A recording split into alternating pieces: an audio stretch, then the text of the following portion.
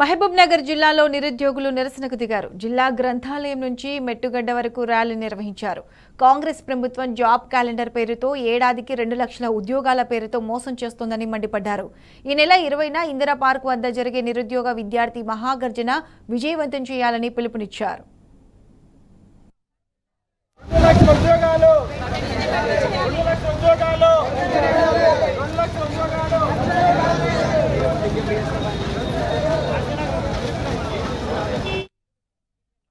Party అధికారంలోకి రాకముందు 2 లక్షల ఉద్యోగాలు ఇస్తామని వాళ్ళ కాంగ్రెస్ పార్టీ భగవద్గీత వాళ్ళ మేనిఫెస్టోలో తేదీలతో సహా ఇచ్చారు.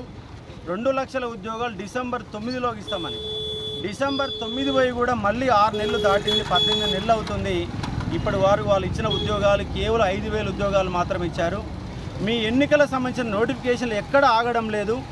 రేపు ఒక 40,000 మందికి రాజకీయ రంగంలో సర్పంచులు, వార్డు మెంబర్లు, జెడ్పీటీసీలు, ఎంపీటీసీలు, మున్సిపల్ కౌన్సిలర్లు, మున్సిపల్ చైర్మన్లు అన్నీ కలిపి ఓ 40,000 ఉద్యోగాలు నింపుకోవడానికి సిద్ధం చేసుకుంటారు. కానీ మాకిచ్చిన హామీ ప్రకారం మాకు ఉద్యోగాలు మాత్రం ఇవ్వడం లేదు. ఆ ఉద్యోగాలు ఇవ్వాలన్నటువంటి డిమాండ్తో రేపు 20వ తారీఖు నాడు ఇందిరా పార్క్ దగ్గర మహాగర్జన నిర్వహించబోతున్నాం. దాంట్లో సమాయత్తం భాగంగా ఇవాళ మహబూబ్ నగర్ జిల్లాకు వచ్చి విద్యార్థులందరినీ కలవడం జరిగింది.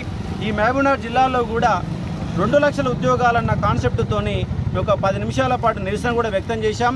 రాష్ట్ర వ్యాప్తంగా నిరుద్యోగులంతా ఆవేశంతో ఆందోళనతో ఉన్నారు.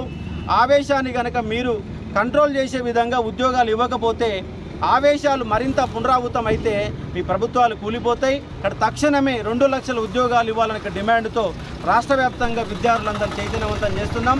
మహాగర్జనకు ప్రతి విద్యార్థి తరలి రావాలని చెప్పేసి, స్వచ్ఛందంగా తరలి రావాలా, వస్తేనే అలా వచ్చినప్పుడు మాత్రమే మనకు 2 లక్షల ఉద్యోగాలు వస్తాయని చెప్పేసి విద్యార్థులు రిక్వెస్ట్ చేస్తున్నాం.